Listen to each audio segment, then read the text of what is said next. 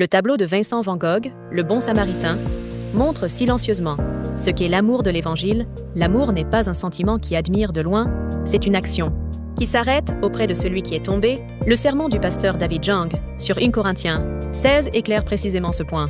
Lorsque Paul exhorte l'église de Corinthe à faire une collecte pour l'église de Jérusalem, il ne s'agit pas simplement d'une question financière, car une église qui croit à la résurrection ne peut ignorer un frère affamé et une communauté qui a reçu la grâce doit manifester cette grâce dans l'ordre concret de sa vie. La collecte de 1 Corinthiens 16 n'est pas un simple don, mais une responsabilité d'amour et une confession de foi, selon laquelle l'Église est un seul corps. Après avoir dit « Veillez, demeurez ferme dans la foi », Paul exhorte « Encore que tout ce que vous faites se fasse avec amour ».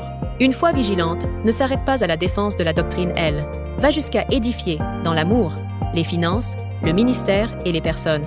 Le respect accordé à Timothée, l'attente du moment favorable pour Apollos, ainsi que l'estime portée au dévouement de la maison de Stéphanas, manifeste tout l'ordre de l'amour qui fait vivre les personnes. En fin de compte, 1 Corinthiens 16 nous pose cette question. Non pas à quel point nous savons bien expliquer l'Évangile, mais à quel point nous vivons cet Évangile dans l'amour. Lorsque l'amour pour le Seigneur est présent, l'offrande ne devient pas un calcul, mais un service, et l'Église n'est plus une simple organisation, mais le corps du Christ qui porte les fardeaux les uns des autres